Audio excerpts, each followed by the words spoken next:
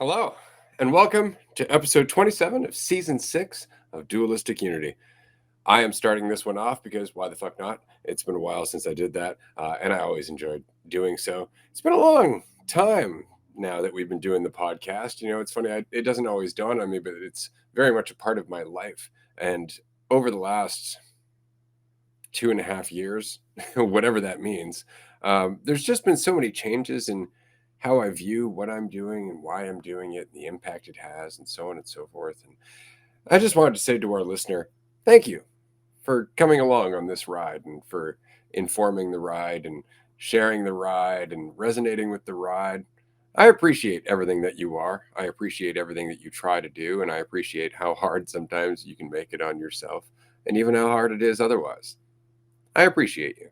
I just wanted you to know.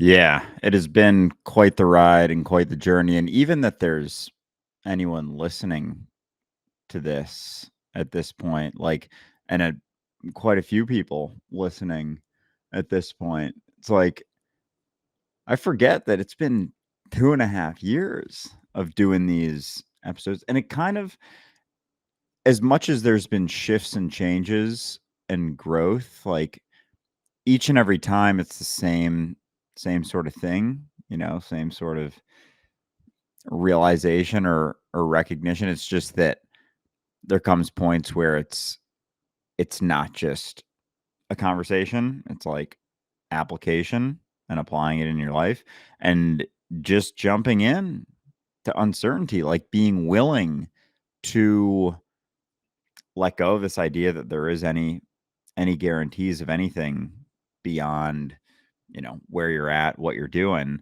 and being informed by that instead of trying to have this idea of like how things are going to go or where things are going to lead. And so in regards to audience and whatnot, I get the that sense of not knowing and being willing to just like march on through it and like just admit that there's no guarantees, like there's no certainty whatsoever, and be like, yeah, but I got this. Yeah, but I can do this. Yeah, I don't know what's going to be faced, but I'll figure it out when I get there. And that practice is something that personally I've done, a number of times, but like, yeah, there's the practice of it, and you realize that, oh, it isn't about changing the world at all. It's not about changing someone else's opinion or perspective or this idea that someone else should be doing anything differently. It's letting go of that, but also being willing to let yourself be just what you are. Like let yourself go in the sense of not keeping such a close watch and monitor, because that's kind of reflective in just the watch and monitor of how you see the world instead of actually just being here like prior. And it's again, it's not it's just prioritizing here. It's not like prioritizing me or them or this or that. It's just taking a good full look at what's actually going on and not looking away, because thinking about anything is just kind of looking away. It's like pulling the covers on top of you in bed when you don't want to get out of bed, or someone's talking to you and you're just like, no, I'm not here. And you pull the covers over instead of just being like, all right, well, jump out. And then you jump out and it's like, oh, all right, it was just that. Yeah, just that jump. Being willing to be like, yeah, I don't know. I don't know what's next. I don't know what's to come. And that's okay. And you find out as you go, because you're it happening next, when you're willing to be. And regardless of whether you're willing or not, you're it regardless. So whatever you're invested in is kind of what you're reflecting as you continue through whatever it is you're doing. It's interesting. There really is a very big difference between the story that we want to tell ourselves and the experience we're actually having. The experience that we're actually having is one that goes from moment to moment and is very much dependent on how much awareness we put into that experience. But the story we tell ourselves actually takes us away from the experience. And that's a hell of a trade, because the awareness that we can experience here and now doesn't have any sense of certainty or value or anything else, because it's involved with what it's doing. So there's no payoff in that. There's no sense of security. There's no sense of where am I going and what does it mean about me, right? But you'll know the tree by the fruit it bears. The more attention you're paying into your life, the more attention you're paying into the moment, the more things start to change for you. And it's because you are just taking information in. If it's not about the story, then it's information. And so it's going to help you process things in a different way. Whereas if you were to react to any of that information and make it about your story, you would start blocking it out. And that's really it. How much is it personal? How much is it about you? And the rest of the time, it's not about you at all. It's about everything.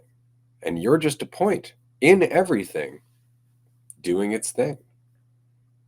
We really do have this clarity that we can live in, but it's not about not thinking about the story. It's about recognizing that the more aware you become, the more you recognize that there are numerous different stories all the time that are happening.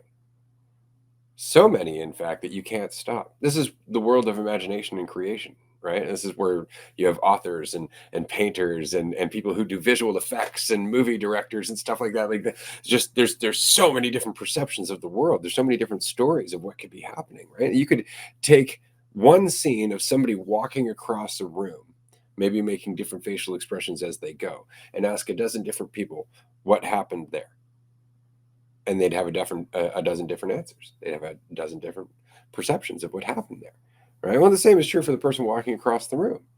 They could experience a dozen different things as they're going across the room, right? So none of them are the truth, but all of them have some lesson. All of them have some degree of insight in them if you want to be informed by it. Because what happens when you have a perception that, let's just say, you lack value? You may go through it and struggle with it and then eventually let it go, recognizing it's just a perception. But more importantly, you've just experienced something that somebody else is going through. Maybe you just experienced a little bit of it, but you experienced it and it was real experience. And all of a sudden there's a degree of empathy there. There's a connection that's immediately there. But it had nothing to do with the story being true. It had everything to do with this common affliction that we have and thinking that any of the stories are true. That we get so carried away with them. And on that, we can relate to one another. And that's kind of what I was saying earlier about dualistic unity. I'm learning a lot more about what we're doing here. I'm learning a lot more about what it is I'm really talking about, and why I'm talking about it. And it's really interesting because I'll tell you, you were talking earlier about just kind of leaping into it and jumping into uncertainty. I don't even think about it anymore. Like, to me, that's just what it is. Like, uncertainty is just what is. I've leapt so much that at the moment, everything in my life is on faith. Everything. But what I find in that experience is that I'm deeply involved with it. I'm deeply involved with my life because I'm not thinking about too much of the future and too much of the past and what it means about me and what I want out of it and where's it all going and how would I like to be perceived, and none of that. I'm just in it. And that's what we're talking about here. Just being in it. Like listening to this podcast is a perfect example. I understand I've been rambling for a few minutes, but just humor me. Listening to this podcast. You could be listening to this podcast trying to get something out of it, looking for an insight, looking for some way to feel like you're doing okay. But I'm never going to tell you that. And I'm hoping I never, give you an insight to like take this with you, note it down. There's nothing wrong. Like the fiction in your head, the drama in your head, the story that's in your head, that's a different story. That's something we can talk about, not because it's a problem, but because we're so fucking convinced it is. That's all. We're just really used to taking our shit seriously, and so we make it serious. And so here we are talking about how to lighten it up. Here we are talking about seeing through it. Here we are talking about the stress response to that stuff and how it solidifies it. Like, that's really all we're talking about, is this collective delusion that we fall into for a sense of comfort that causes our pain. So I like the fact that this conversation isn't really about the conversation. It's no, well, I mean, it kind of is, in the fact that we're just hanging out here spending time. This is why I love the fact that this episode is being recorded live. Hi, everyone. Glad that you could make it. We're going to get to your comments in just a second. I'm going to pass it over to Andrew, and then I noticed that we have a few questions, and I'm looking forward to answering them. But nonetheless, I appreciate every one of you for being here. And if you're not here while we're doing this live, you kind of still are. Amen. Yeah, that sense of, because, if you're willing to just be uncertain, again, like all these things start coming to mind. It's like, oh, well, there's this. And it's not to say they're not correct, but like this fundamental story, this fundamental story narrative, and then stories that branch off of that. And I guess, I mean, that's kind of a way you could look at it or talk about it or whatever. But then it turns into this thing that's like a whole thing instead of it just being like just not doing. It's kind of just like not doing what you want or think is best based on something as much. Because if you think about that, like doing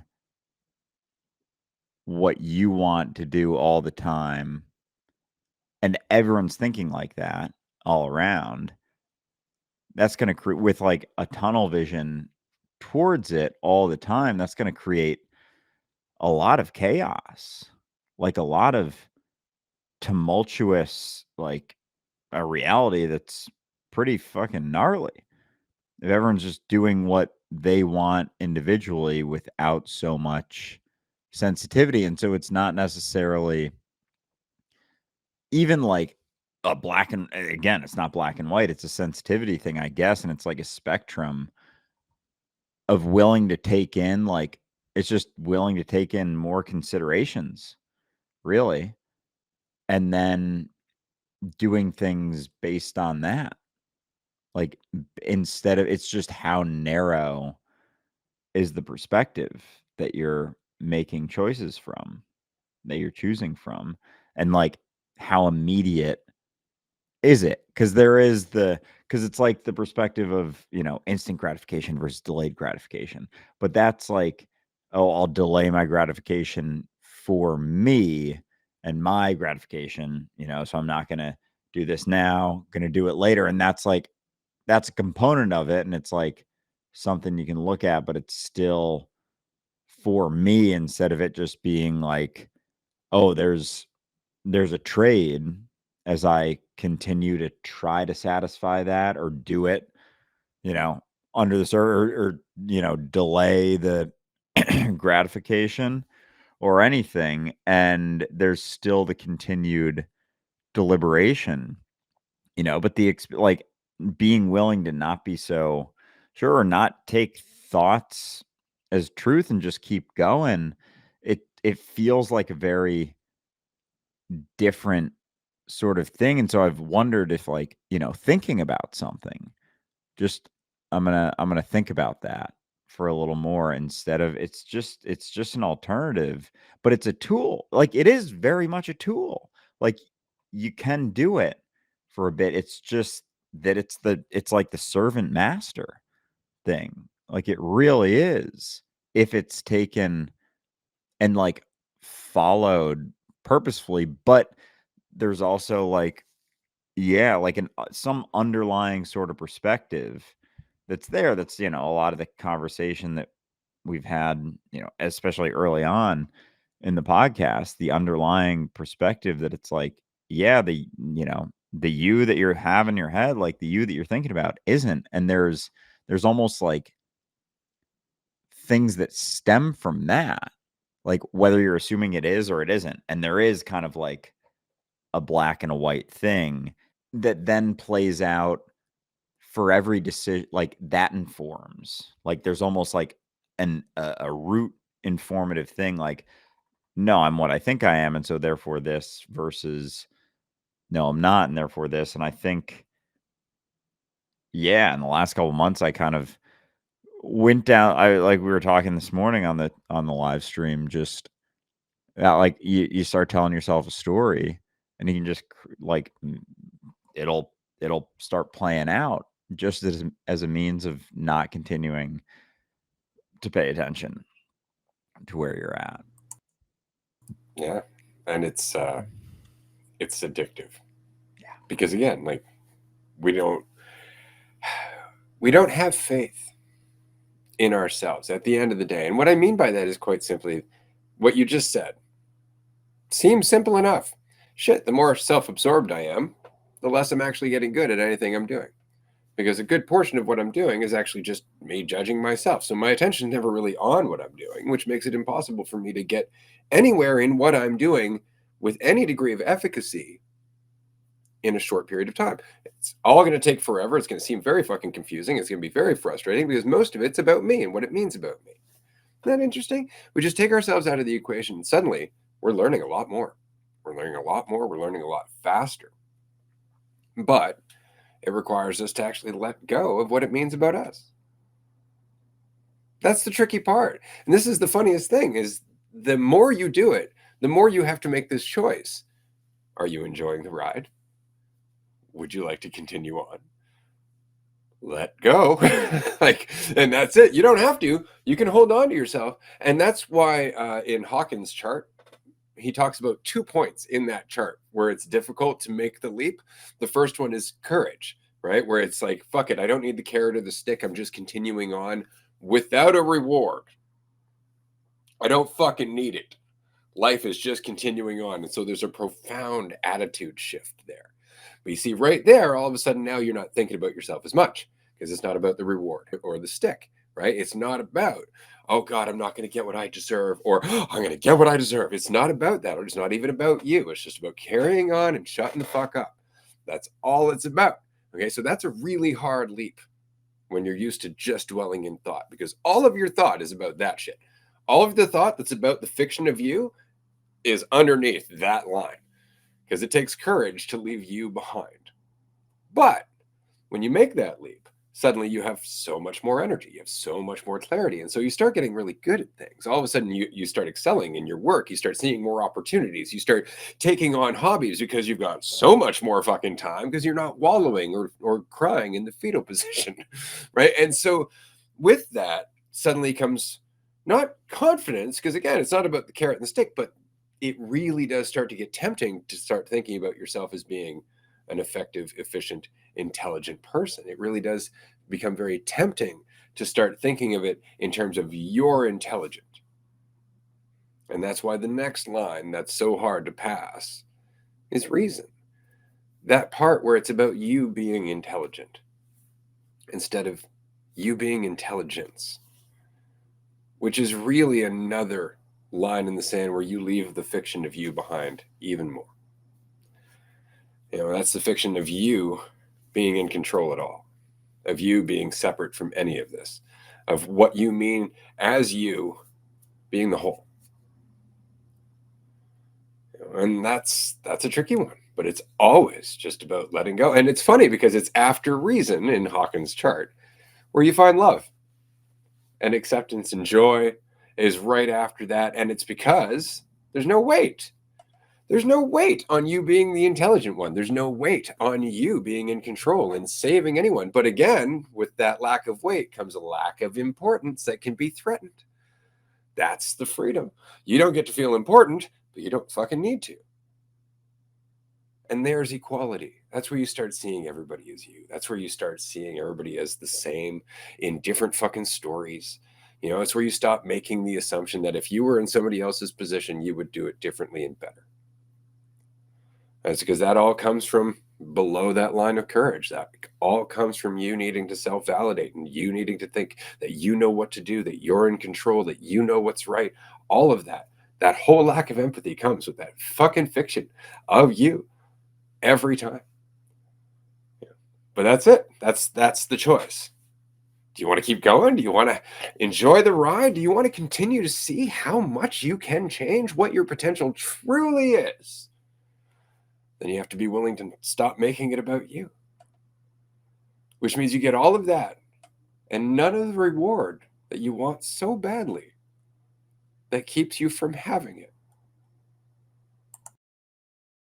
Ain't that a bitch? But at the same time, it's like, okay, so you get like the experience, like, is that not enough? And like, so if there is some sort of like, oh, but I want to feel good about myself, or I want, yeah, and it comes in a lot of different ways, but it's like, oh, I want, and like, why do you need the additional sort of thing? It's like, is that not enough? And you're jumping into uncertainty anyway, so like, you can actually be feeling super okay about things, and someone can, judge as arrogant, for example, or something. Even if you're not thinking about yourself at all and you're just like talking like without so much hesitation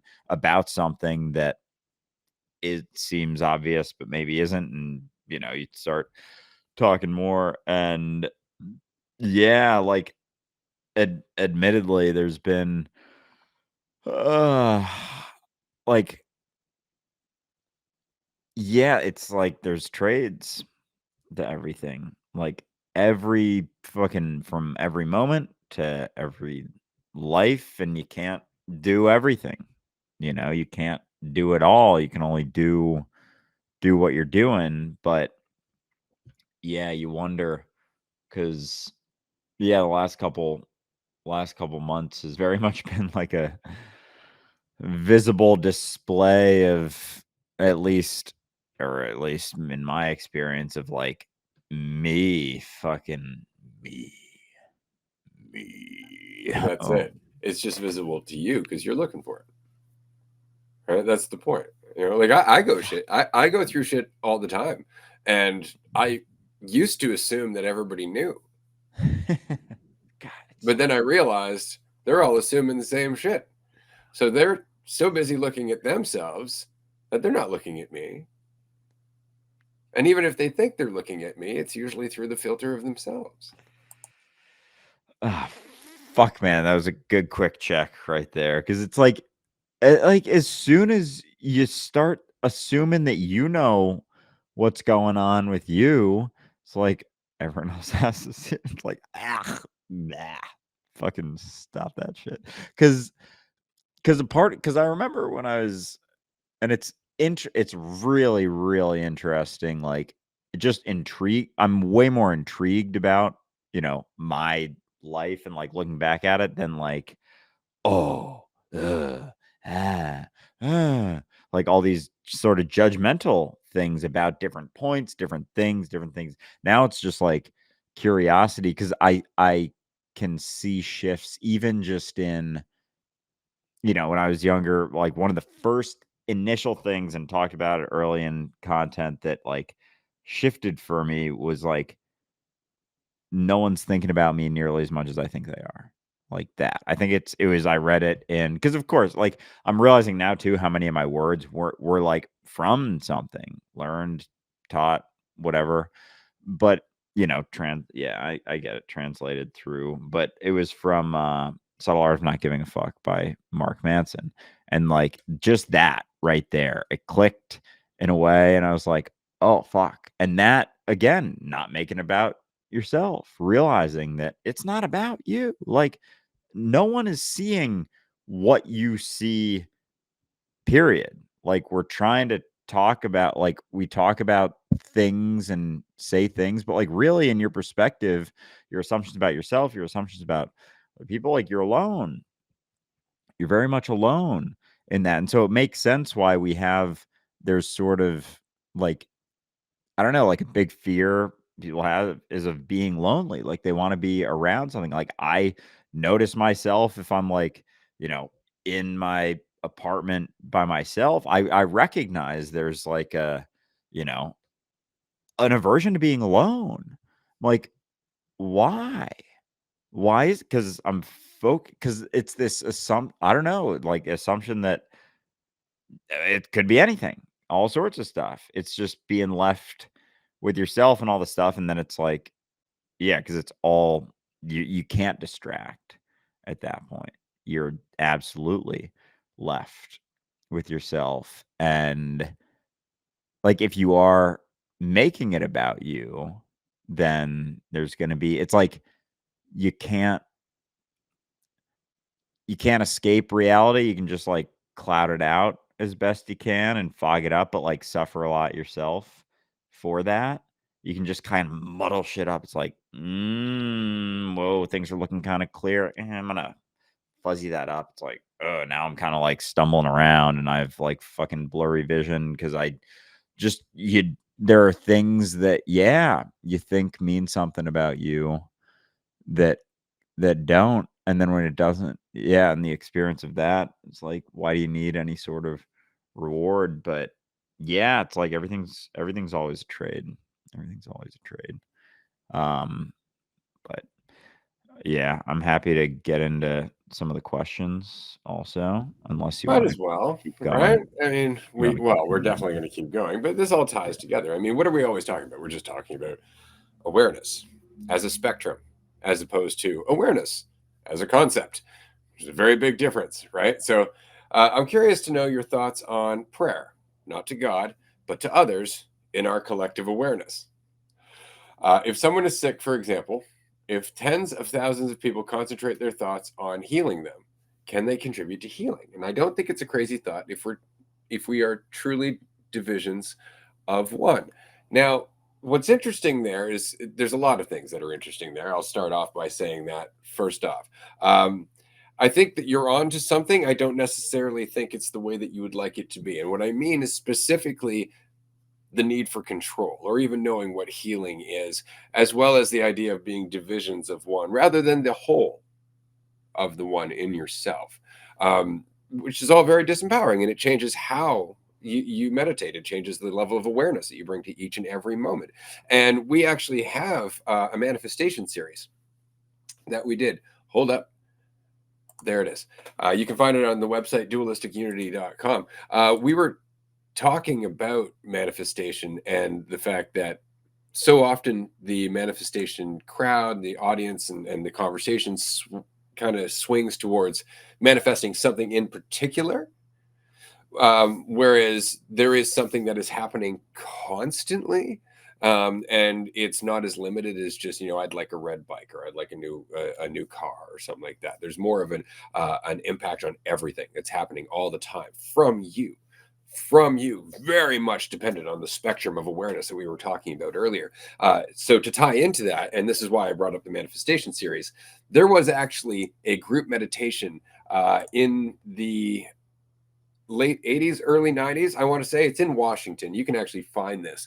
They had thousands of people over a course of like 5 days come and meditate in the city just for the point of and again, meditation is something that not everybody understands and not everybody does the right way. It is also a spectrum in terms of understanding and depth, right? But nonetheless, over the course of that meditation, the crime rate in Washington dropped by like 80%.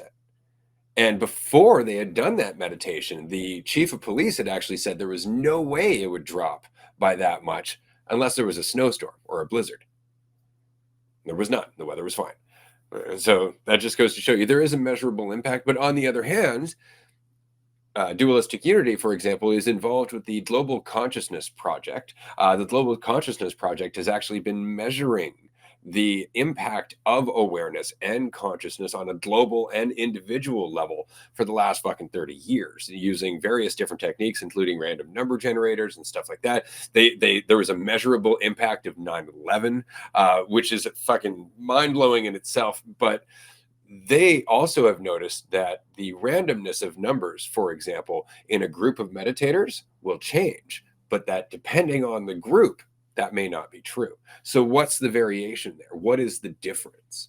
And I would argue that it's how much they're meditating for something, how much they're meditating for that sense of identity, how much it's meditating as a practice of egotism, as opposed to actually just witnessing yourself as existence, which is an entirely different meditation. It's the meditation that Alan Watts was talking about. And in that, I'm saying that there is more potential, that we are informed by that clarity and that potential. And I would say that if there's any capacity for healing, it's in that.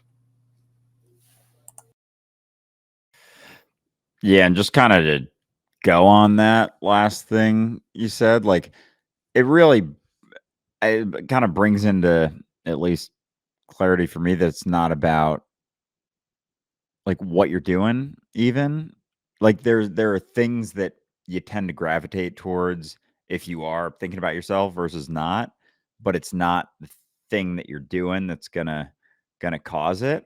And so there's like sort of a natural expression of that because like if you are meditating like because I've and I called it meditation more so when I was doing it for a reason. Like I want to solve myself, like chill these out. And it was very much about me versus now it's kind of the thought of like just sitting down and yeah, and just watching stuff that isn't at all about me at all. And so that intention, I don't know. So I think the focus though on a specific thing.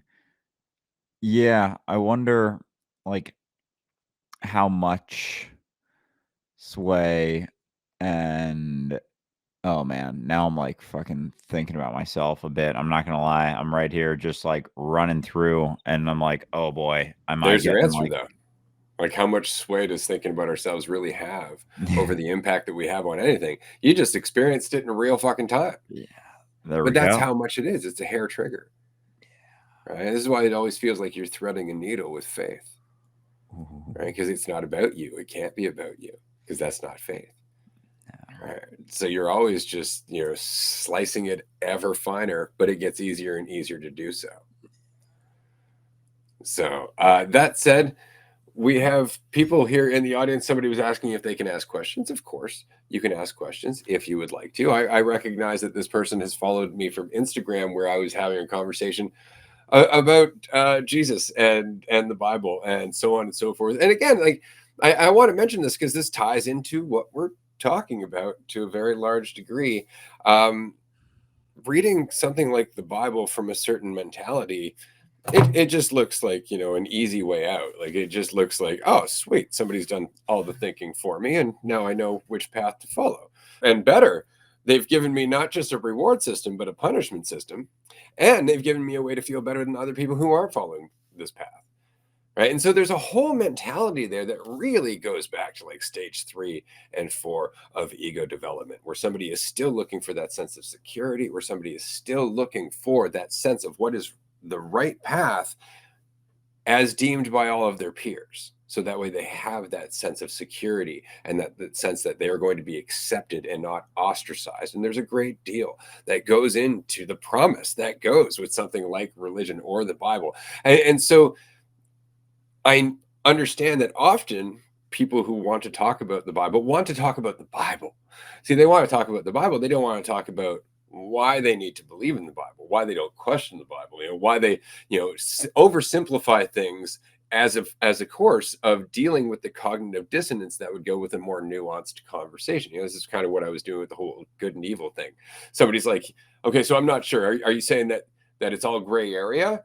Or that there's no good and evil? And my response was, that's a great question, because that's a great question.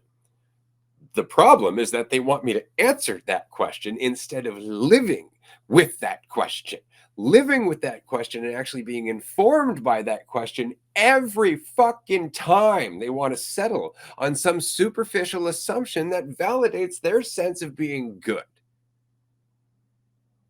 That's the point.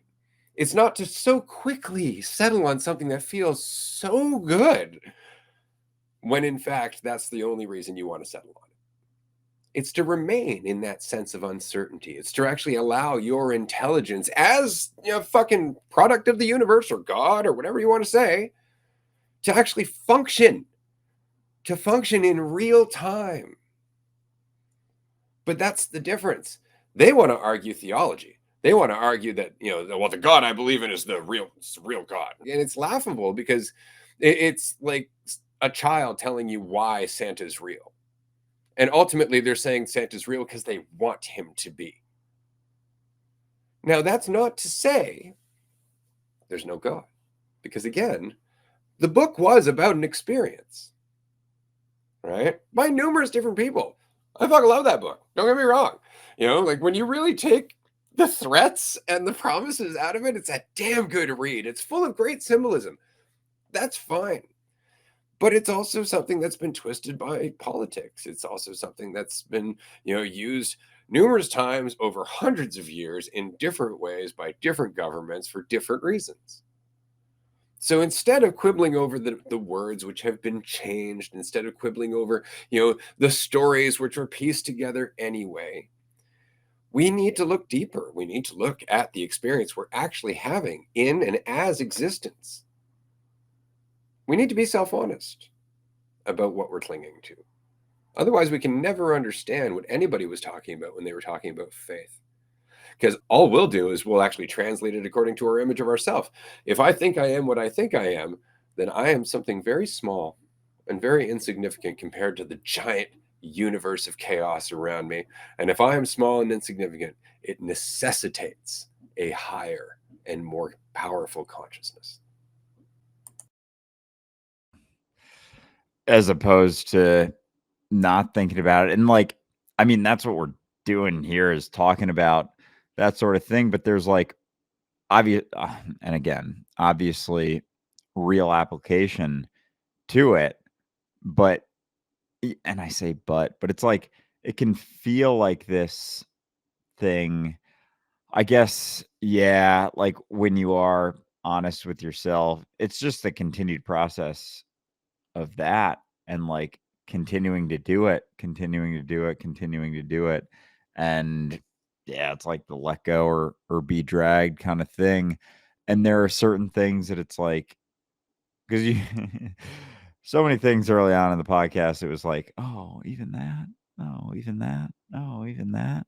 It's like, yeah, because, yeah, again, it's like things can feel they're as real as you make them, but it can feel like it can become a sort of thing that, yeah, gets in the way, like focuses or certain wonders or concerns or ideas just start, you know, popping up the more that I don't know. I don't even know. The more you let go of in yourself, it's like, but it's not something that you're doing necessarily. It's just continuing to pay attention and like not be sure of where it's going to go or how it's going to go and not jumping to any conclusion immediately or trying to be sure of how it's going. It's like right now as I'm talking, like how is this like straight up in real time? Like how am I doing right now? Not something that should be not a way that right way of expressing this, right way to answer the question. Oh, where is it? Where is it? Where is it? And like like just running through all of that as if as if there's a spot where it's like, oh, that thing to do instead of just an ongoing process, like going up and down through things and just continuing to, I don't know, not take it quite or the assumptions quite so seriously. But yeah, there is the application which happens here, you know. It happens here all the time. But that's the important part. And that's why it's so important to, and I've said this before in Wing Chun Kung Fu, we have an expression, don't chase hands. And it's because we practice so close to one another that you should be able to just reach out and hit that person in the chest. You're just practicing, you're not being violent about it. But what I'm saying is that the ultimate goal is to be able to tag them on the chest. But because you're always interacting with their hands, sometimes you'll actually get into the habit of chasing those hands, and the chest is wide open while your hands are off to the right doing something useless. And that's kind of the point, is that we want to argue about, the Bible. We want to argue about Jesus and the story, whether he was resurrected. We want to get it onto all that shit. And we can't have that conversation with any degree of seriousness if we're not talking about our own need to believe in things because we're afraid of uncertainty. We can't have this conversation if we're not actually willing to make it about our existence, because that's what Jesus was talking about. That's what all of these people were talking about, their existence, something that was very intimate to them, not something that was just conceptual, something that was very intimate to them. It doesn't matter if it was Jesus or Buddha, whichever religion you want to look to, it all started with one or maybe a few people who were looking at it from their own point of view. And this is something that we kind of miss or don't want to look at as a common denominator. Jesus fucked off for 18 years. And when he came back, he threatened pretty much all of Judaism because he questioned everything that he had known very well by the age of 12. In those 18 years, he wasn't following someone else. He was trying to figure out his own path. That's why he came back with such a radically different message. Buddha actually says, put no head above your own. And yet people follow the quote unquote teachings of the Buddha, trying to achieve what he's communicating. You have to do this alone, because that in itself is an act of faith. It has to be your path. It has to be. We don't want it to be, okay? But that is the common denominator behind all of these things. All of these people, they had the urge, they had the nerve and the courage to take it upon themselves to wrestle with their own existence. In the case of Jesus, wrestled with his own fucking demons, quite literally out in the desert, talking to his own fucking doubts and shit. Make yourself self-important. He's like, no, I don't really need to do that. Deem yourself as powerful. Yeah, I don't really need to do that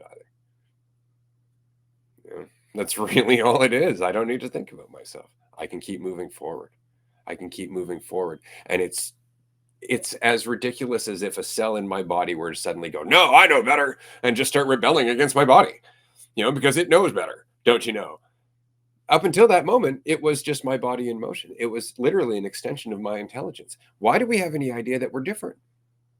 Why do we have any idea that we are different, other than the fact that we have this perspective of individuality, which is exacerbated by our need for control?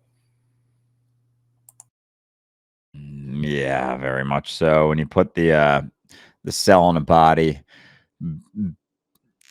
fucking analogy back, it's like, or drop in a river, and it's like all the drops are like fucking going crazy, like all over the place. And the craziest thing you can do in that is not keep going crazy, trying to like grasp for control, grasp for certainty, grasp for something that's going to guarantee something in the future, like at all. Because as soon as there's thoughts about it, or like anything could play out, what are you doing right now?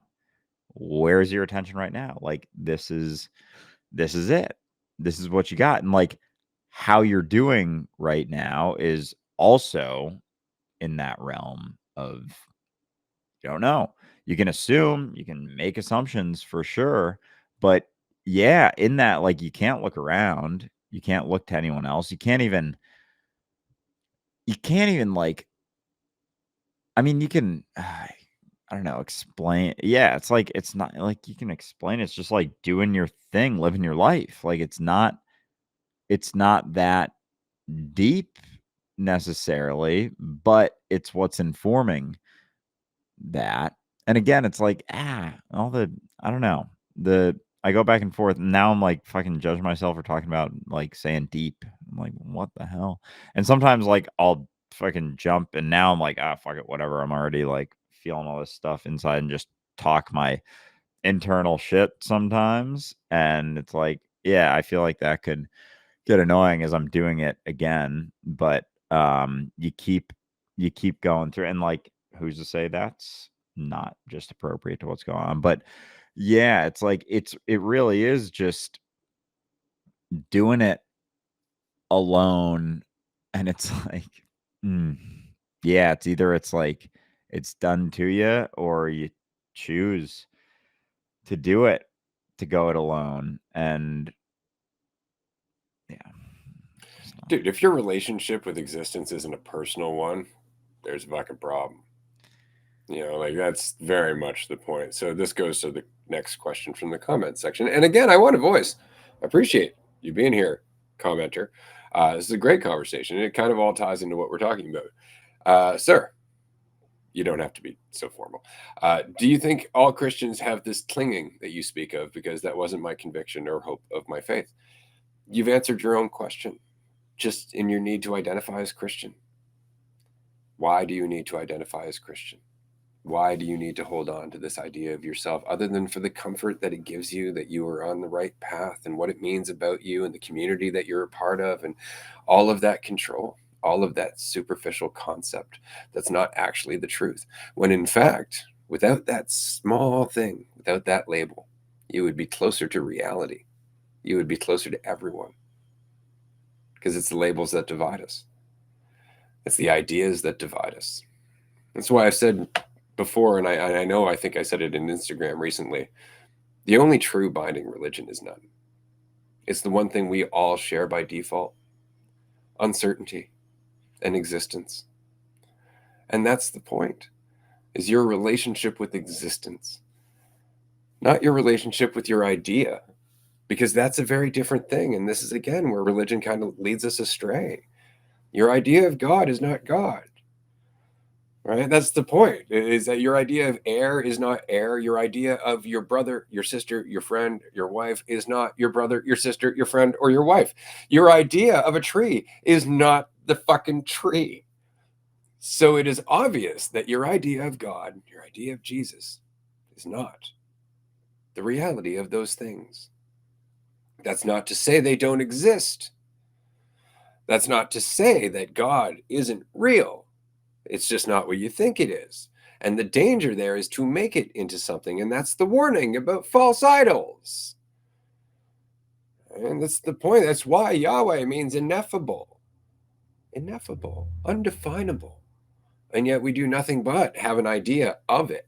And then we make it into this father figure that's also very secure and makes us very certain. Right? We have a response, and I love this, and I'm going to answer it quickly before I pass it over to. Of course, but we can say the same for your view. No, where is this false certainty in my view? In my view, we are here. That's it. That's all, and that is connection to what is. That's connection to each other. That is why it is ridiculous that we judge one another. In the same way, it would be ridiculous for cells in my body to judge one another. But again, we get caught up in our idea of ourselves, and that causes a great deal of our pain, which was my point about the whole serpent and good and evil thing, as well as, the idea of being cast from the garden. It's also the reason that Jesus says, love your neighbor as yourself. Love God, and like that, love your neighbor as yourself. That doesn't mean loving them as the idea of you, because obviously that doesn't work. So that means you have to get rid of the idea of you. And what you find is that you are loving yourself. In the same way that you are loving yourself enough to have faith and let yourself actually be what you are without those training wheels, you are loving everyone else. In the same way you have faith in yourself, you can now have faith in others, rather than constantly trying to manipulate your way into a sense of control or righteousness.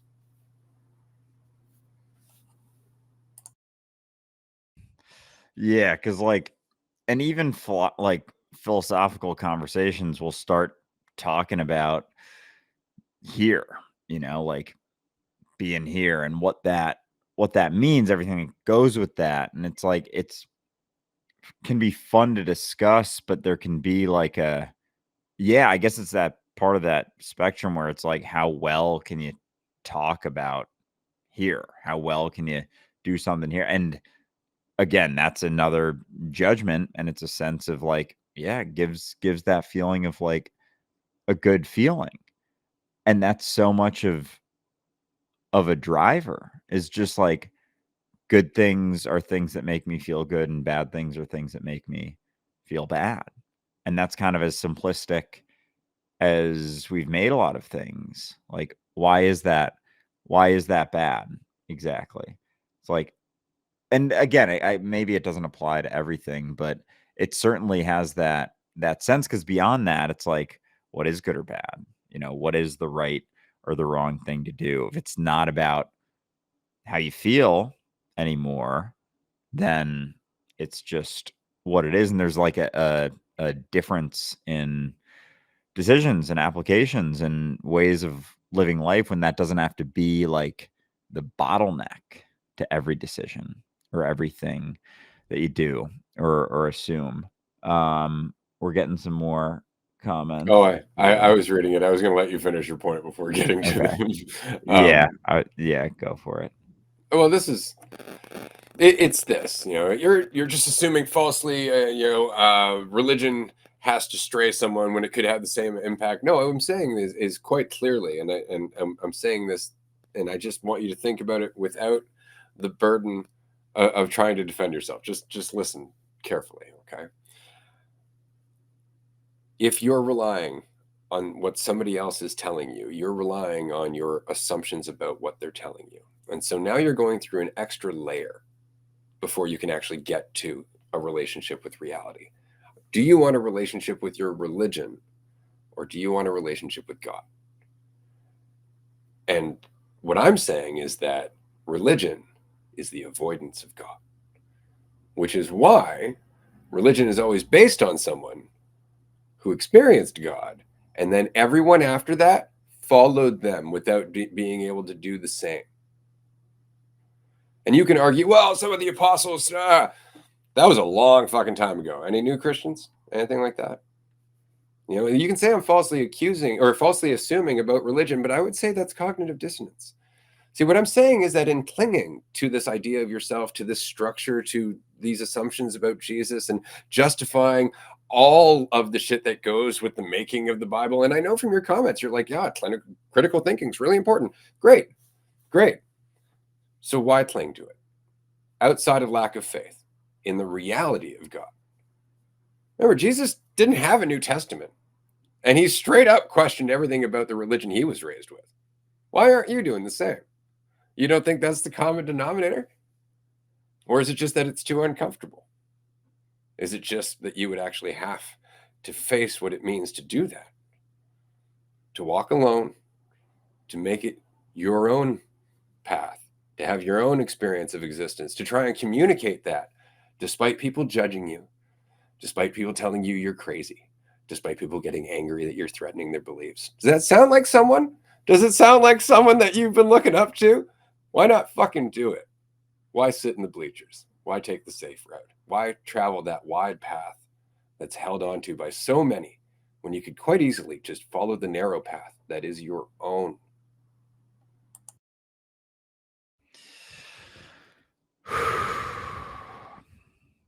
And that's the choice right there.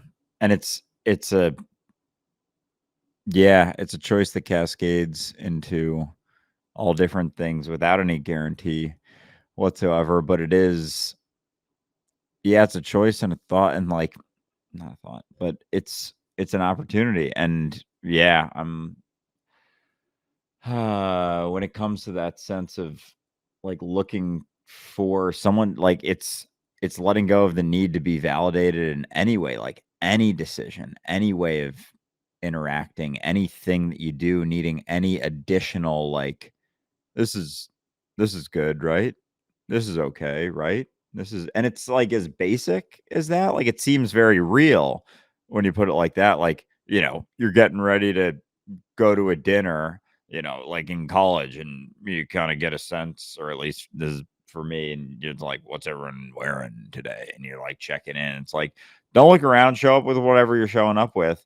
And if it's totally different, like, oh, whatever. And like, but the alternative is trying to mitigate all of the potential judgment that would only come from being different, like having a differing perspective. That's all it is. It's only different. If there was another night where it's like you happen to wear the same stuff, it's like there wouldn't be any question whatsoever. If you happen to do the same sort of things, live the same sort of way, but as long as you're doing your own thing and like cool with it, it immediately brings into question like like people almost inevitably are going to have a response to it if you're interacting. And again, like that's just more assumptions. Like people are going to have some response, but despite, potential judgment or thoughts about whatever you're doing or whichever way you're living, like, can you, like, is that worth the trade of being yourself? Like, of not looking to anyone else doing what you're doing. So, especially, you know, in a world where there seems to be a sense of normal or the right way. It's just like everyone has their familiar sort of way or the way they were brought up, or the way like the community that they grew up in. And there is a way, like, we really are just expressions of experience. Like you see two people who grew up in a similar environment and there's similar focuses, there's similar things that are valued, there's similar stuff. And so like making any sort of jump from that, which could be, leaving a religion, it could be doing anything, like any, say, religion, for example, like anyone who's in it, as you just keep talking about it or recognize or reasons, you even just explain some reasons that you left the religion, like you get demonized immediately. Like I had someone in comments this morning say that my words were coming from a demon as opposed to God. And I was like, damn, I'm just like trying to have a conversation here. And you're like going to this extreme level of judgment that they're demonic, but it's just things that make them comfortable versus less comfortable. And if you're just being honest with yourself, that's all it is. It's not about anyone else. It's just being honest about where your stuff is, talking about that and talking openly and just like talking from the inside out instead of holding it back, and just doing things and just without a second thought is like the hesitation. It's like, well, but this, huh, and that can, manifest in a lifetime or in a moment, no differently. Exactly, and that's what we're learning, right? We have a I few see more more questions. Oh comments. yeah, I'm doubting this comments. is a follow up to the conversation we've been having up until this point, and then somebody else asked a question. In your opinion, can someone believe in the deity of Jesus and authenticity of the Gospels and have the correct approach, uncorrupted by the false teachers you speak of? There's so much bias in that question in itself. No, no, I don't. And it's just because there's so much disconnect that you've invested in yourself that creates this disconnect that you have with the human being that was Jesus. And that's the whole point. I encourage you check out the Gospel of Thomas if you can. It's a hell of a good read. But I really think it really just comes down to the second part of your question was, uncorrupted by false teachers. Okay. Is anything not God? It's just a question. And this is going to tie into the next question that somebody else asked. Okay. So that means, and more importantly, is it just Jesus and the Bible that are supposed to be the voice of God? Because even if that were the case, let's just assume that's the case. Okay. That the Bible is the actual word of God. Okay. You and I read that Bible differently. Obviously. Obviously. Because while you might say, well, you don't really know the Bible, I was raised Roman Catholic. I've read the Bible cover to cover numerous times.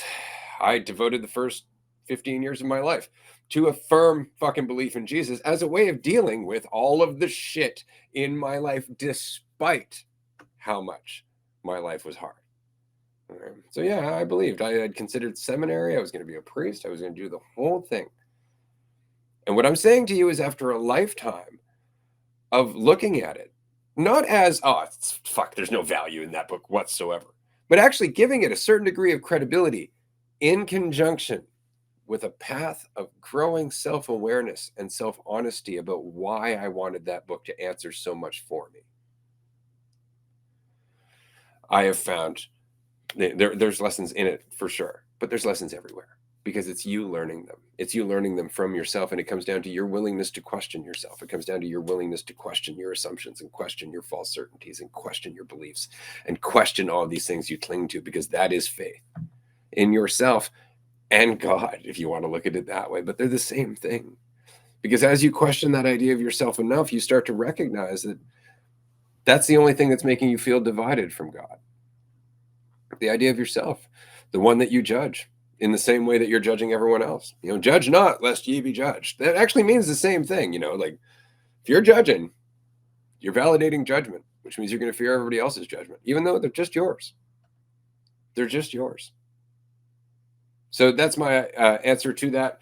Can you hold on to the idea of Jesus? Can you follow a religion? Can you identify as a Christian and still connect to God? No. Nope. Nope. Well, unless you're willing to let it go. In the same way that a rich man has about as much chance as getting into heaven as Campbell has going through that very tiny gate outside Jerusalem. Right? Not very likely. Might happen. You'd have to let go of a lot of shit, though. And in this case, it's letting go of religion itself. Can you do that? Can you? Do you have the faith to stand on your own before God? The reality, not the belief. Do you have the faith in yourself? Or are you too busy judging yourself, trying to do the right thing because you think you're not enough? Because that's all on you. And eventually you'll have to let that go, but it means you'll have to be honest that it's you. It's you doing it. It's your judgment. You're the one holding God at arm's length because you don't want it to be you. That would require you to be empathetic. It would require you to live here in the present, allowing yourself to process things as they come. It would require you to stop having to feel better than everybody else. You'd have to let go of the path entirely and settle for existence. And isn't that exactly what this is about?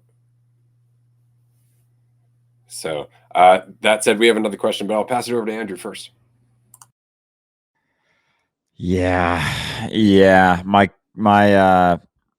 response, I'm enjoying more back and forth discussions just about religion, and it's like, yeah, about religion. It's like the shift for me has been as I've been more self-honest, like I don't focus on the religion as much as like where that's coming from and like the need that's just being fulfilled by religion to look somewhere else.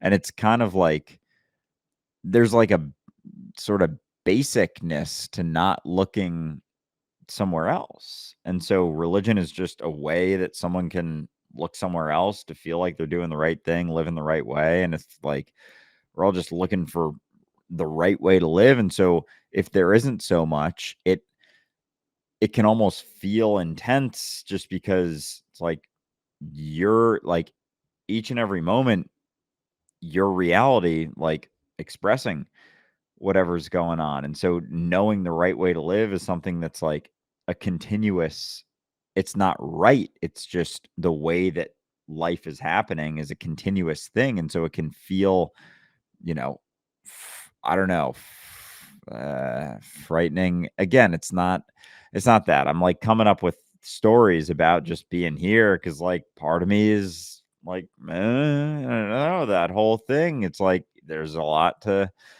let go of, and it's just the focus on it, and it plays out.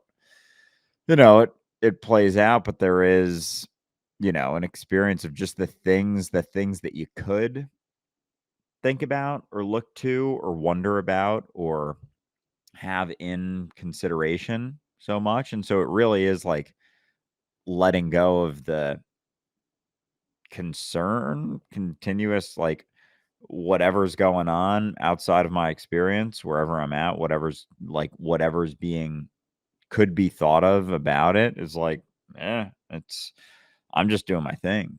Like I'm just here hanging out, chatting. It's like there isn't any issue whatsoever going on until anyone will come up with some sort of story about it. And like the opportunity is always there. Like it's always there. This point where it's like, oh, God's going to fix me or it's going to get me to a point. It's just like a continuous following, like a following the leader. You keep going and you'll keep going, continuing to follow that and wondering, measuring yourself based on how well you're following it, based on how well you're even just like staying under control. If that leader is, you know, having control, being in control, then that's going to be the measurement, is like how in control I am. If the measurement is how good of a Christian I'm being, that's where the measurement's going to be. And that's going to be the whole focus of like your life, pretty much. That's what everything will then surround, is how well or how poorly you're doing that, as opposed to not looking so much, not thinking that there's something out there that's going to give you like a settling of like, but anything could happen. It's like that's always the case, and there's nothing you're going to come across or a person that's going to like soothe that potential to look at like, I don't know what's going to happen. I don't know how my life's going to play out. Like, that's dope. That's exciting. That's really intriguing. And the assumption that you could even know how it's playing out ever or what's going on, but you can certainly try and figure it out and like fucking sit there and think about how it's playing out or how it could be, and just like spin around that for a while. Just hop on the merry-go-round of like, here's all the ways that you could think about how things are happening or playing out. But I also see, and I'll, do these things, but I like the tangents and whatnot. But I do see we have more comments, and I do We want to do. There is a see what follow up these from Jack, and I are. want to finish this conversation with him quickly. Yes. Um, and this is, I'm going to end it here because, again, I think the problem isn't necessarily anything that I'm saying. I think the problem is cognitive dissonance on the part of the person in the comment section. And it's because you have something at stake here. You have something you have to stand up for, and you have something that you stand on for a sense of false certainty, for a sense that you are on the right path, for a sense of how much value you have. That is the entire payoff to what you're doing. And so I will say, on its face, you have no faith. You have no faith, and you are no closer to God than any other believer in fiction. Period. Period. Okay. And here's the comment that will close this. And it's your comment. And if you can't hear what I'm saying in terms of self validation in this comment alone, there is nothing I have to say to you, because it's all on your willingness to be self honest. Here it is. That last point is false. The Bible teaches us to do all of those things: be present, connect, be empathetic, blah, blah, blah, blah, blah. And all the things I said earlier. Those accents you just described are those who particularly don't understand the Bible. I think you're confusing people who claim to be Christian with actual Christians.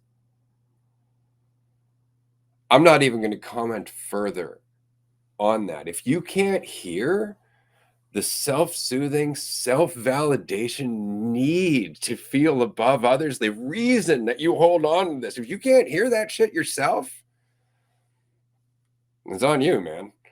And I mean that. Like, and you can argue all day, but the difference is that you're the one who's praying to a fiction that doesn't answer you. You're the one who's praying for an experience you can't touch. I'm the one experiencing it. So we can argue all day, but I have nothing to argue. You just got a lot of work to do, and I get it. So do I, but I'm doing it. And you're clinging to a story. And that's okay. You're welcome to do that as long as you like, but nobody here believes that you're doing anything but. That said, there was a question way up, so I'm going to go back there quickly. Knowing what you know now, would you approach reading the Bible? How would you approach reading the Bible for the first time? Just, I would say that it helps to remember a few things. The Bible is written first and foremost by you. It's written by your awareness. It's written by reality itself, but as such, it falls within the spectrum of whether or not we knew that when we were writing it. And so some parts of the Bible, the people who are speaking knew that. And other parts, and then in other parts of the Bible, the people who are speaking are talking about the people who knew that and didn't know it themselves. That's why I always find it funny that the New Testament is filled with people who misunderstood Jesus. So I would say that go into it just recognizing it, that just because it's a book that has the title "The Bible" doesn't mean that it's any more true than any other book. Like you still have to put it on you to read through and see where people are self-validating, where people are just trying to feel better than others, where people are just trying to feel in control. And that means you have to be honest about your own need to do that. So if I was going to say, how would you read the Bible? In the same way that you approach your own shit, with a great deal of skepticism.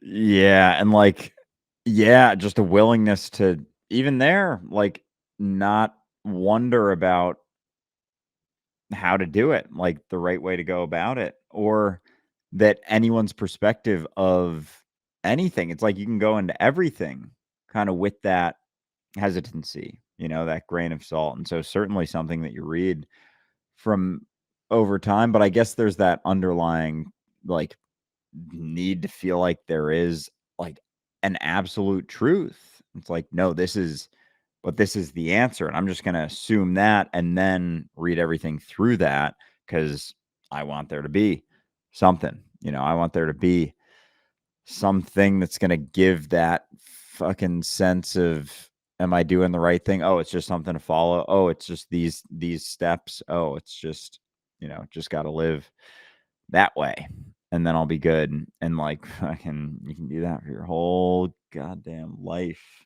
and getting in to any sort of religion is, yeah, diving into just another way of feeling feeling good, feeling better about yourself, having that perspective that you're doing the right thing or do something well, and yeah, you don't really get that.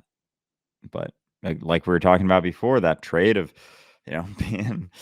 being involved in your experience and, like, actually being in it. It's like, what is the benefit you want from that? It's like the reason the benefits felt good was because, like, most of the time you felt like a bag of shit a lot of times. It's like there was a reason for the good feelings, like any sort of thing that you looked forward to.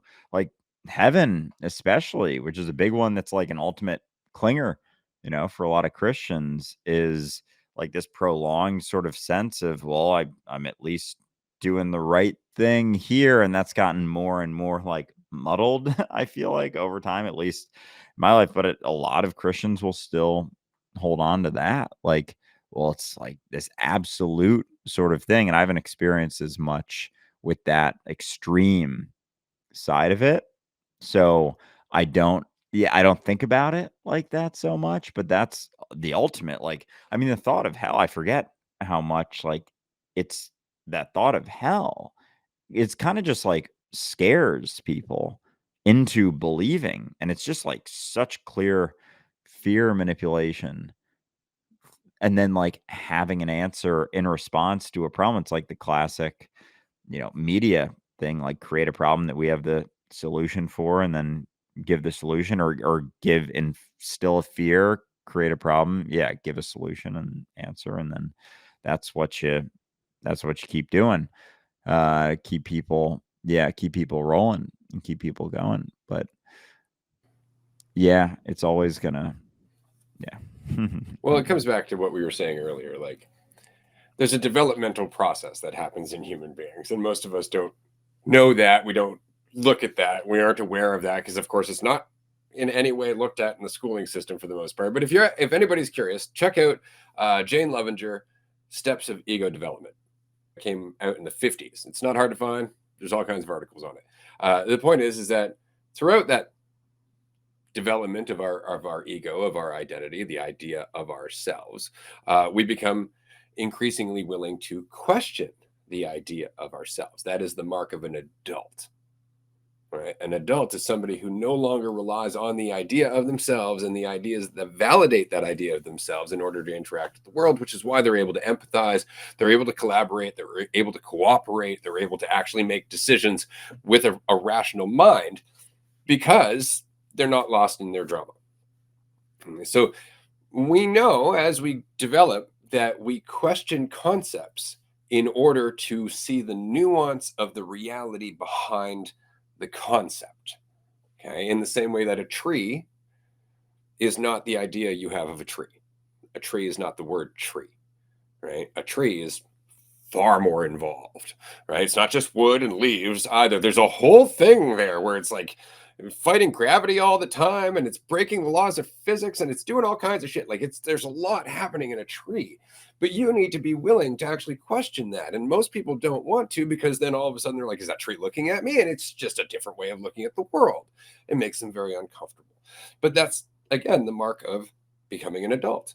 Being willing to question your concepts that made you comfortable enough to go through the world as you grew up and continue to push your boundaries. Because that's what the self image was for. That's what our self concept was. It was a way of feeling safe so we could know how to interact with those around us. But then our group keeps widening, which requires us to let more of those conceptual divisions go. Otherwise, we end up in conflict with half the group who don't think like we do.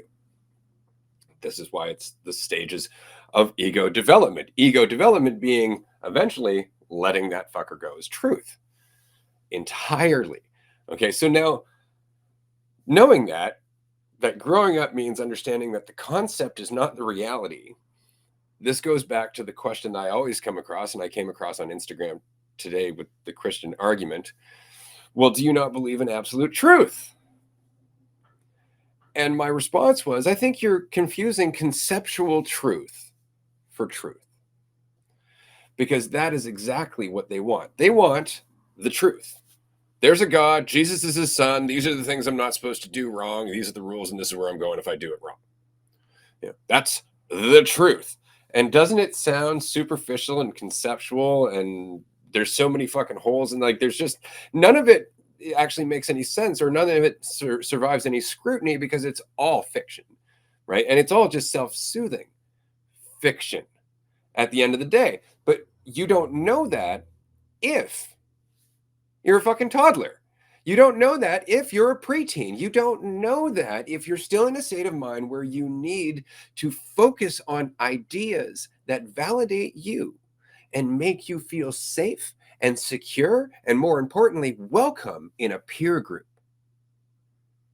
These are all childish needs. These are all things that we grow out of as we become adults. And becoming full grown does not equate to becoming an adult. And that's the whole point about development. Egotistically, ego development, it doesn't have to keep going. We can just fucking stop. There are plenty of underdeveloped egos out there. And us as a society, we linger around stage 3 or 4. And I just want to mention to everybody there's 10. There's 10 stages of ego development in Levenger's model. And we are quite clearly around stage 3 and 4. Stage 3 and 4 being where religion lies. Because it's easy, it's conceptual, it's self validating. That's the point. But what is absolute truth? See, I like this because people say, well, so there's no truth? No, there is. The truth is what is. The truth is now. This existence. That's not your perception of it, though it includes all perceptions of it. But that's the truth. What is? Which means that for you to actually know the truth is for you to be the truth, is for you to be in the process of being that truth unfolding. It's not a conceptual truth any more than knowing yourself is conceptual. Knowing yourself is a process. Knowing yourself is something that's ongoing. It's not knowing as if now I know it. It's knowing as in getting to know someone. Knowing yourself is not something that ever ends. Your life is the process of knowing yourself. And so, if you want truth, you have to be willing to let go of your lies. You have to be willing to let go of your fictions. You have to be willing to question the concept. You have to be willing to kill the Buddha in the road. Yeah, and I can feel, like, those senses of building identity, like, building those ideas of the community to be in, the how you think about yourself, and, like, the thoughts of what that meant and how much, like, I forget how much that was, like, growing up, sort of a consideration was like, well, where do you fit? Where do you fit? As if there's, a certain spot. And again, it's all just like humans interacting, making up stories in our head about what's going on, about what things mean. Because it's like there is the reality of like people, things. There's the reality of, you know, interactions, but like beyond that, it's kind of it. Like all the stuff about what it means to be a certain type of person, or right way, or right way to spend your time, who to interact with, when to interact with them. Like all that stuff is on top of just like it is what it is. Like you are what you are, interacting right now, not sure where it's going to go. Like there starts to be, you get a clearer picture. At least I've gotten a clearer picture of where, anything beyond that is expectation. Like, oh, but you should be doing this, and it can go for yourself, it can go for someone else. Oh, this should be happening this way based on no guarantees whatsoever. Usually we'll use the past to say like, well, this should be happening because look, it's always happened. It's like that doesn't mean that right now, because how does anything change? How does anything change if it's continued? But this, because that, it's like, where does that shift happen? Like, change can't happen as long as we keep looking at the past, as long as we keep considering like where things have been, where things have been going, even like the, current state of the world. Like, it's changing right now. Like, it is change.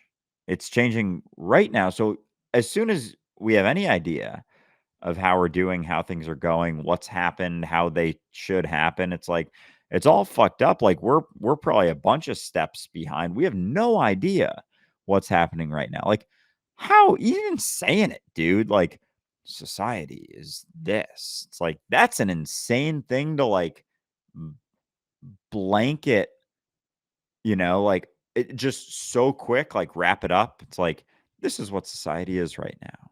Like, whoa, according to who or what, there can be like overarching behavioral patterns to recognize, the stage of development that we're at and whatnot. But in terms of an overarching idea that can then indicate the right thing to do next, the wrong thing to do, like to assume that like an individual could even come to that conclusion conceptually, as opposed to just via letting go of that being a thing and looking around and being honest. Like anything else is like such a limited perspective and with nothing to draw from with actual context, unless you're not assuming that it's right. It's just this is what's happening, this is what's playing out. But yeah, as long as we as long as we look as long as you look to the past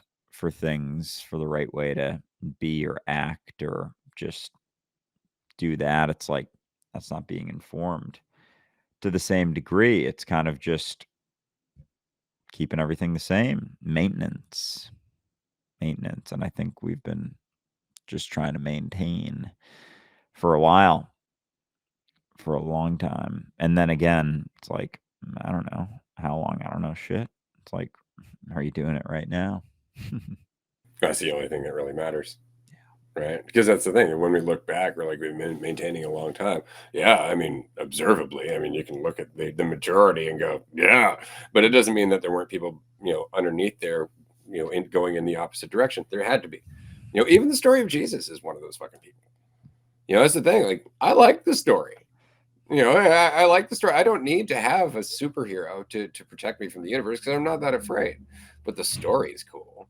It really is. But that said, we've got a few more questions. I know we got one here specifically. If anybody has any more questions you'd like us to address in this episode, please do so because we're going to wrap up here in the near future.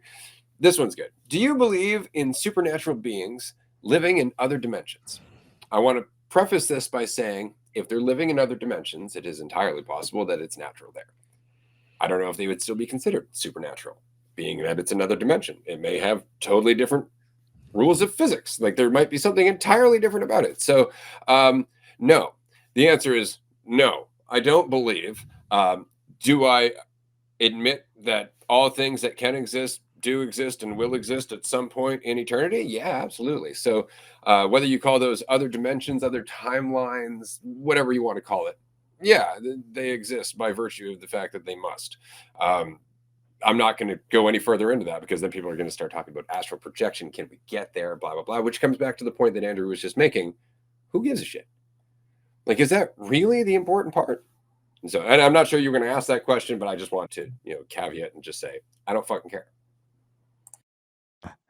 Yeah, and you've responded to things like that in the past before, and I've always kind of wondered about it. It's like, well, if it can, then it must, and that's just kind of like it. Because again, like you can just dive into that and be like, but maybe this and maybe, and at the end of the day, it's still a story, that you can sit and think about and look at, but it's yeah, it's like it's not here, it's not this, so it's like one way or the other. It's like yeah, in eternity, like every variation of everything all the time, like, yeah, any other perceived dimension. And then, yeah, well, that makes me start wondering about like, you know, alternative dimensions and like even the idea of it is only going to be an idea until it's like, and as soon as it's not an idea, it's reality.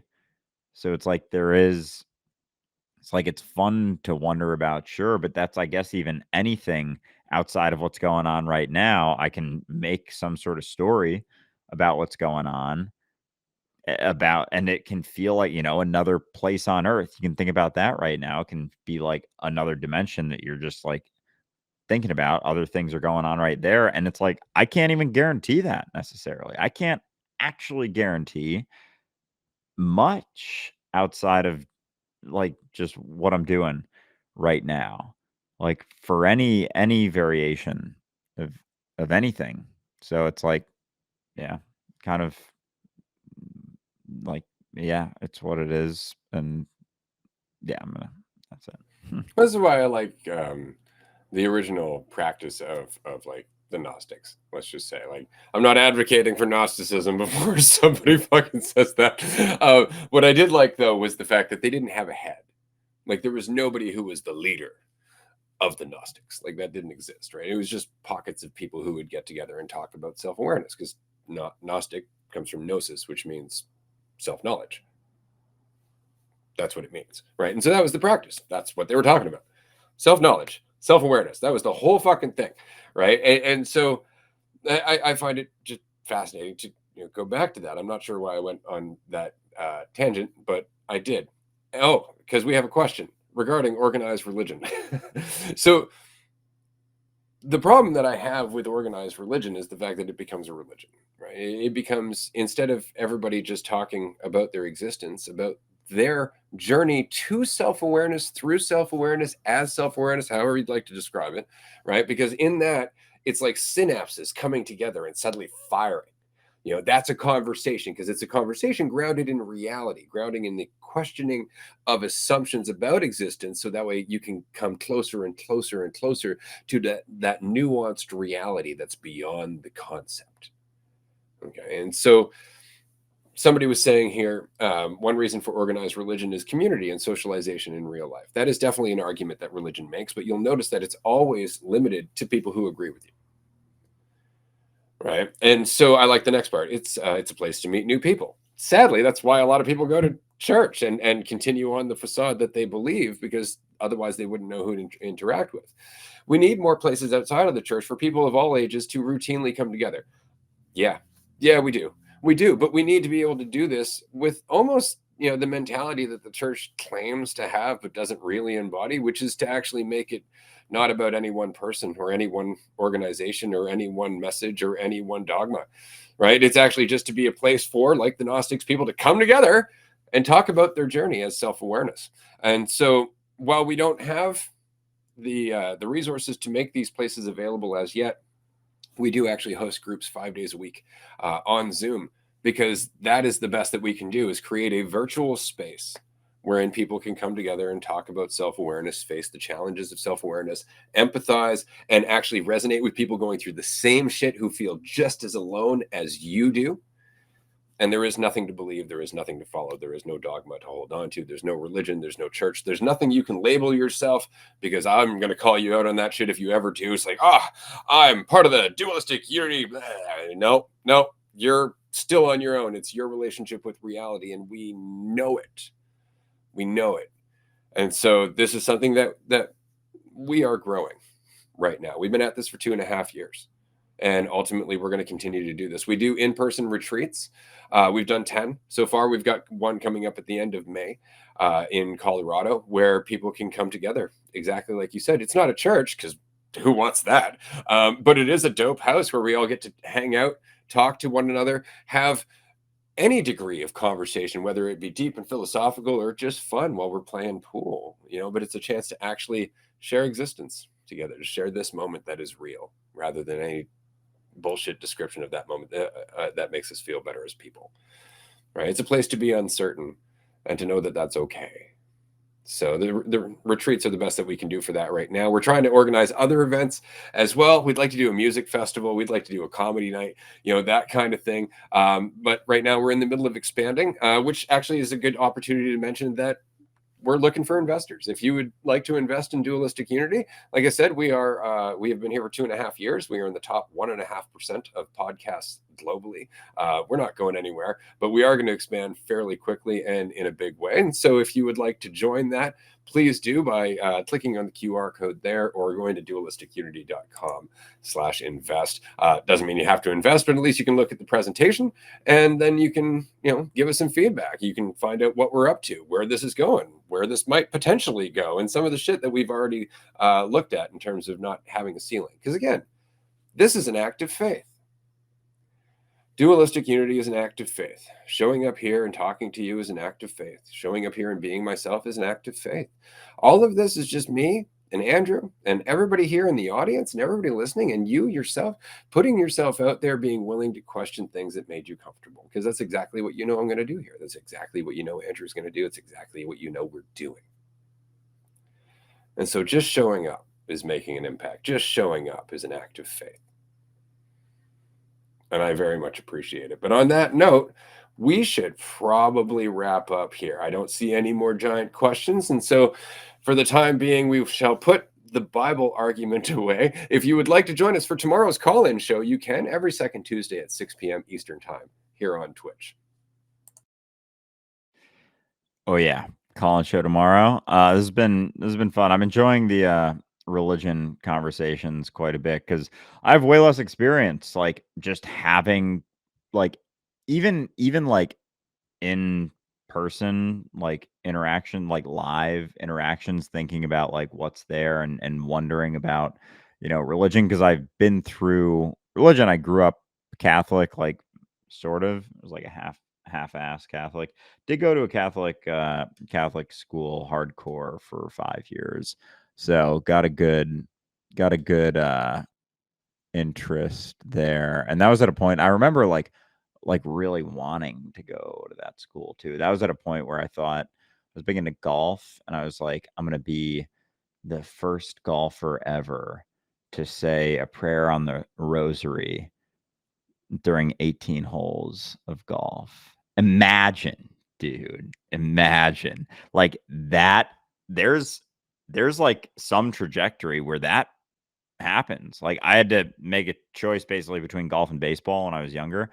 Chose baseball, but like I was pretty good at golf, and I was like I was like crazy passionate about it when I was like 11, 12 years old.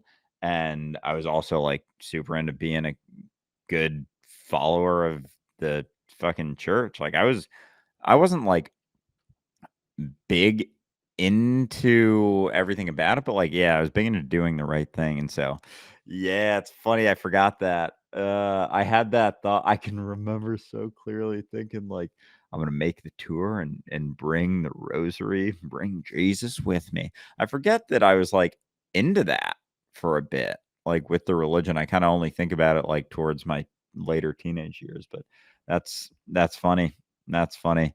But it's always fun to dive into more so like where it comes from, like why people believe religion instead of for a lot of it for me. Cause now I'm like recognizing more ways that I do that. Cause like religion's just a variation of looking to someone else for a right way, right thing to do. And so we do that in all different sorts of ways. You know, looking at religion is a way that you can do it, but seeing where it comes from in yourself, you can see where it comes from in someone else. And so it's not so, at least less so now for me about just being like, oh, religion's ridiculous, you know, blah, blah, blah, which I'm not saying that it's not, but it's like why someone would want to believe that because it's like it satisfies that state of like, what the fuck is am I, is this is the right thing to do? Give me some direction, just wanting some direction as opposed to like taking the step yourself and be like, I'm going to take this step right now. But why? Because I'm taking the step. No reason, no reason to do it. No need to validate or confirm anything to anyone else. And it's just like for no reason whatsoever besides it's the one that I'm doing right now. So this has been fun as always. And It has been fun. It has been fun. I yeah, just wanted to close on this that I think it helps to remember that, you know, faith in the reality of yourself is faith in the reality of God. But faith in the concept of God is not faith in the reality of yourself or God. It's just an idea that makes you feel better and it stops you from actually experiencing it. Now, there is one comment here. I'm going to address it very quickly, and it's just because, I can, and it's on its face just kind of funny. Um, can can you provide any proof for your claims that the Bible is false, and also that your ideology is correct? And what's funny is this is all prefaced on the argument that the Bible's true. You have to prove that it's not. No, I don't. I don't. Any more than I would expect you to prove to me that Santa doesn't exist. I mean, that's just one of those things I don't need to get into. And the reason is because I'm here in reality. See, again, like you're arguing over things because you need to. You've spent all of this time and attention in the comment section desperately, desperately trying to get some self validation. Please, please allow me to argue this because I've got to feel like I'm fucking right. And that's the fruit of the tree you're invested in. You need people to agree with you. You need people to see your point of view, because again, you aren't standing on your own. And without that validation, you're just left with uncertainty and doubt. And you can argue a straw man argument, blah, blah, blah. You can do all that all you like. But tonight, you're going to be left with your doubt. You're going to be left with the fucking bitter taste of how badly this conversation went and how little validation you got from it. And I'm not. So I appreciate you being here. Feel free to come in for the call-in show tomorrow. for sure. Look forward to that conversation, seeing where it goes. But yeah, that's what we can wrap with right there. Appreciate everyone for tuning in. We'll talk to you soon.